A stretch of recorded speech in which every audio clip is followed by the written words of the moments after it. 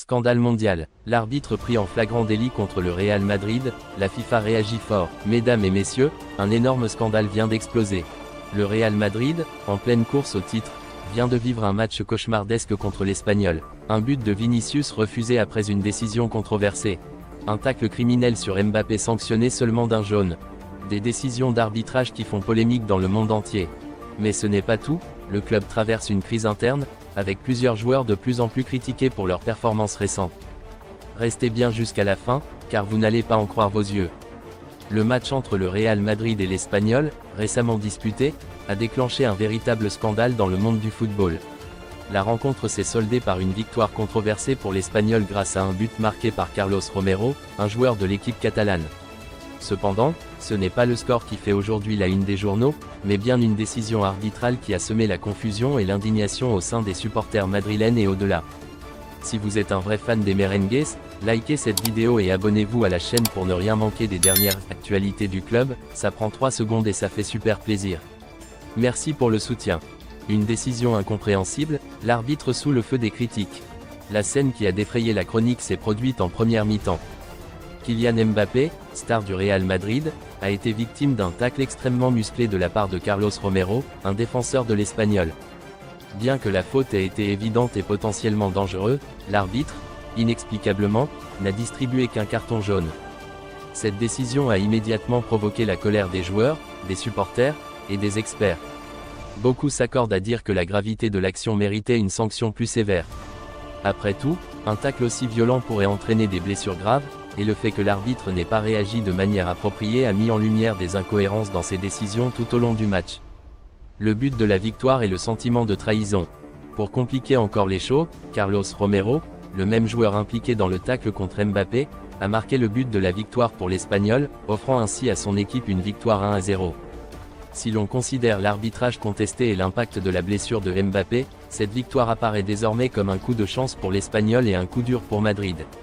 Les supporters du Real Madrid sont en colère, se sentant non seulement trahis par l'arbitre, mais aussi privés de ce qu'ils estiment être un résultat qui aurait dû être favorable à leur équipe. Les critiques sur cette décision arbitrale ne cessent d'affluer. Des analystes de football, des anciens joueurs et des journalistes spécialisés se sont tous exprimés sur l'injustice perçue du match. Le consensus est clair, des décisions comme celle-ci affectent non seulement l'issue du match, mais aussi l'intégrité de la compétition elle-même. Beaucoup se demandent désormais jusqu'à quand le Real Madrid devra subir de telles décisions défavorables. Le Real Madrid en proie à des problèmes internes. Si l'arbitrage a été un facteur majeur de mécontentement, il n'est pas le seul. La performance de certains joueurs du Real Madrid a également été fortement critiquée ces dernières semaines, notamment après cette défaite contre l'Espagnol. Vinicius Junior, entre génie offensif et lacunes défensives. Vinicius Junior, longtemps considéré comme l'un des futurs grands du football mondial, a été pointé du doigt pour son manque d'implication dans les phases défensives lors des derniers matchs. Bien qu'il continue de briller offensivement, sa tendance à se concentrer principalement sur ses actions devant le but a laissé beaucoup d'observateurs perplexes. L'ancien joueur du Real Madrid, Javier Herrera, a souligné que pour atteindre le niveau des meilleurs joueurs du monde, Vinicius doit impérativement améliorer son travail défensif. Un joueur aussi talentueux que lui se doit d'être plus complet. Ces lacunes défensives sont désormais un sujet de discussion parmi les experts, qui estiment que si Vinicius souhaite prendre une place de titulaire indiscutable au Real Madrid, il devra devenir plus impliqué dans les tâches défensives. Jude Bellingham, des attentes élevées mais des performances décevantes. Un autre joueur en qui beaucoup plaçaient de grands espoirs est Jude Bellingham, le milieu de terrain anglais arrivé cet été. Bien que son talent ne fasse aucun doute, son impact sur le jeu du Real Madrid n'a pas été aussi immédiat que beaucoup l'attendaient. Lors de certaines rencontres cruciales, Bellingham n'a pas semblé être la solution que Madrid espérait. Si son potentiel reste intact, certains commencent à douter de sa capacité à supporter le poids de la pression et des attentes élevées placées sur ses jeunes épaules. Sa performance lors de la défaite contre l'Espagnol, où il n'a pas été en mesure de contrôler le rythme du match, a alimenté ces interrogations. Ferland Mendy et l'incertitude de son avenir.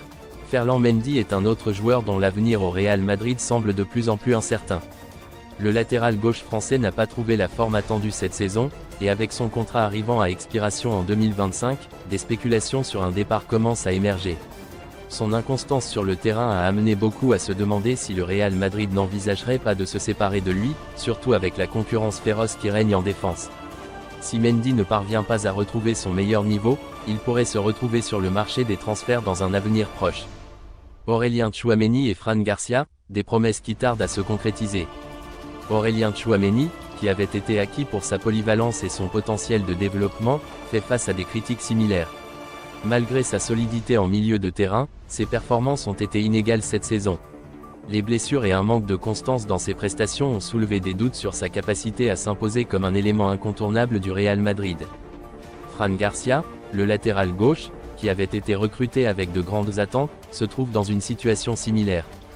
Bien qu'il soit talentueux, il peine à se faire une place de titulaire, la concurrence étant rude dans la défense madrilène. Il reste à voir si Garcia parviendra à s'imposer et à justifier son transfert. Rodrigo sous pression, le temps est compté. Rodrigo, un autre jeune joueur qui avait attiré l'attention, n'a pas non plus répondu aux attentes cette saison. Sa performance en berne a conduit le président Florentino Pérez à lui adresser des avertissements clairs. Rodrigo, qui avait montré de belles promesses dans le passé, doit maintenant redresser la barre s'il souhaite conserver sa place au sein du club. Les performances récentes de l'attaquant brésilien ont été jugées insuffisantes, et sa place dans l'équipe pourrait être remise en question si sa situation ne s'améliore pas rapidement. Antonio Rüdiger, un coup dur pour la défense. L'un des moments les plus marquants de ce match contre l'Espagnol a été la blessure de l'international allemand Antonio Rüdiger. Ce dernier a souffert d'une déchirure du biceps fémoral droit, une blessure qui l'éloignera des terrains pendant environ 17 jours. Dans un moment où le Real Madrid souffre déjà d'un manque de profondeur défensive, cette blessure pourrait avoir des conséquences dévastatrices. Rüdiger est un joueur clé de la défense, et son absence laisse une grande lacune dans une équipe déjà fragile à l'arrière. Les critiques envers l'arbitrage et la réaction de Florentino Pérez. Les problèmes sur le terrain ne sont pas les seuls à peser sur le moral des joueurs et des dirigeants du Real Madrid. Le club est de plus en plus frustré par les décisions arbitrales qui semblent défavorables, et cette situation a conduit le président Florentino Pérez à prendre la parole. Il a exprimé son mécontentement face aux incohérences du système arbitral et a révélé qu'il était en discussion avec diverses autorités du football pour demander une révision de l'utilisation du VAR. Pérez a également évoqué la possibilité de renforcer l'effectif pour mieux faire face aux défis de la saison. La Ligue des Champions, un rayon de lumière au bout du tunnel. Malgré ces nombreux défis, le Real Madrid continue de se battre pour ses objectifs. La Ligue des Champions demeure un objectif majeur pour le club, et il reste des raisons d'espérer que l'équipe pourra surmonter ses difficultés actuelles. Un possible affrontement avec Manchester City dans les prochains tours pourrait constituer un défi de taille, mais avec l'expérience et l'historique du Real Madrid dans cette compétition, tout est possible. L'arrivée de Kylian Mbappé, ainsi que d'Endrick, pourrait offrir à Madrid de nouvelles armes pour attaquer cette compétition. Carlo Ancelotti, l'homme de la situation. Enfin, la question de l'avenir de l'entraîneur Carlo Ancelotti se pose également. Malgré les critiques à son égard concernant certaines décisions tactiques, Ancelotti demeure concentré sur ses objectifs à long terme. Son expérience et son leadership seront cruciaux pour aider le Real Madrid à traverser cette période difficile. Si l'entraîneur italien parvient à apporter les ajustements nécessaires et à surmonter les adversités, le club pourrait encore briller cette saison. Un avenir incertain mais plein de potentiel.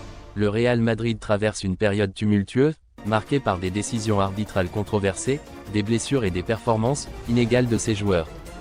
Cependant, avec des ajustements au sein de l'équipe et un peu plus de chance avec les arbitres, le club reste déterminé à se relever. L'arrivée de nouveaux talents et la force de son histoire européenne offrent de l'espoir. Une chose est certaine, les supporters du Real Madrid attendent avec impatience un retour au sommet, mais cela dépendra de la capacité du club à surmonter les défis actuels et à se battre pour ses objectifs, notamment en Ligue des Champions.